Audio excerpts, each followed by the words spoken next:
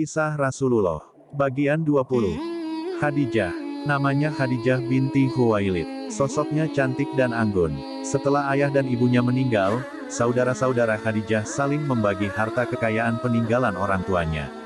Namun, Khadijah sadar bahwa kekayaan dapat membuat orang hidup menganggur dan berfoya-foya. Dia dikaruniai kecerdasan yang luar biasa dan kekuatan sikap untuk mengatasi godaan harta. Maka dari itu, Khadijah pun memutuskan untuk membangun kekayaannya sendiri berbekal warisan orang tuanya. Tidak lama kemudian, Khadijah telah membuktikan bahwa kalaupun tidak mendapat harta warisan, dia mampu mendapatkan kekayaan itu dari hasil jerih payahnya sendiri. Dengan harta yang diperolehnya, Khadijah membantu orang-orang miskin, janda, anak-anak yatim, dan orang-orang cacat. Jika ada seorang gadis yang tidak mampu, Khadijah menikahkan dan memberi mas kawinnya. Khadijah lembut dan ramah.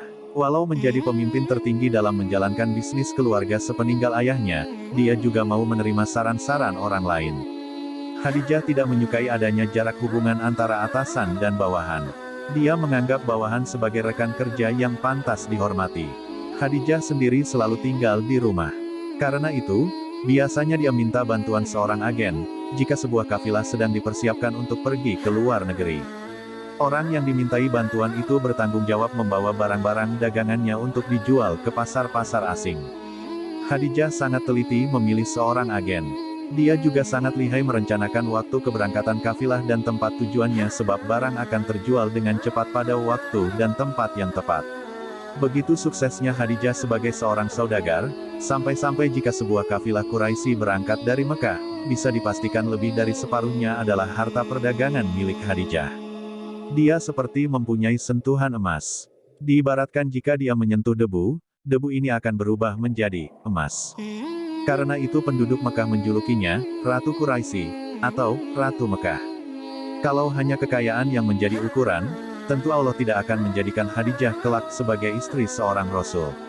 Pasti ada sifat lain yang lebih utama yang membuatnya sepadan dengan Nabi Muhammad. Catatan, sebuah kafilah dagang pada masa itu ibarat kampung bergerak. Hewan beban berjumlah 1000 sampai 2500 ekor dan diiringi 100 sampai 300 orang. Kafilah perlu organisasi yang baik, biaya besar, dan keberanian yang cukup. Jika ada perampok, seluruh anggota kafilah harus berani menyabung nyawa untuk mempertahankan harta yang dibawanya. Wanita suci, Khadijah mempunyai seorang paman bernama Warokoh bin Naufal. Warokoh adalah sanak saudara Khadijah yang paling tua. Dia sangat mengutuk kebiasaan bangsa Arab jahiliyah yang menyembah berhala sehingga menyimpang jauh dari apa yang diajarkan Nabi Ibrahim dan Nabi Ismail alaihi salam. Warokoh sendiri adalah hamba Allah yang setia dan lurus. Dia tidak pernah meminum minuman keras dan berjudi. Dia murah hati terhadap orang-orang miskin yang membutuhkan pertolongannya. Khadijah sangat terpengaruh pemikiran Warokoh bin Naufal. Khadijah juga sangat membenci berhala dan patung-patung sesembahan. Bersama beberapa keluarganya, Khadijah adalah pengikut setia ajaran Nabi Ibrahim dan Nabi Ismail alaihi salam. Jika mendengar ada seorang anak perempuan akan dikubur hidup-hidup, Warokoh dan Khadijah akan segera menemui sang ayah dan mencegah perbuatannya. Jika kemiskinan yang menjadi alasan rencana pembunuhan itu, Khadijah dan Warokoh akan membeli anak itu dan membesarkannya seperti anak kandung sendiri. Sering kali beberapa waktu setelah itu, ayah si anak menyesali perbuatannya dan mengambil putrinya kembali. Warokoh dan Khadijah akan memastikan dulu bahwa anak itu akan diasuh dengan benar dan disayangi. Setelah itu barulah dia mengizinkan sang ayah membawa pulang anaknya kembali. Budi pekerti Khadijah yang agung, santun, lembut dan penuh keteladanan ini membuat semua orang menjulukinya juga sebagai Khadijah et-Tahirah atau Khadijah yang suci. Pertama kalinya dalam bangsa Arab seorang wanita dijuluki demikian, padahal orang Arab pada masa jahiliyah itu sangat mengagungkan laki-laki dan merendahkan wanita. Catatan, selain Khadijah, ada pula beberapa saudagar wanita terkenal.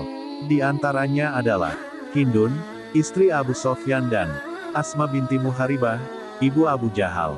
Para saudagar wanita ini biasanya juga menjual keperluan wanita, seperti pakaian, parfum, perhiasan emas dan perak, permata dan obat-obatan.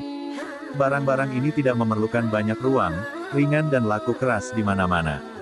Bersambung.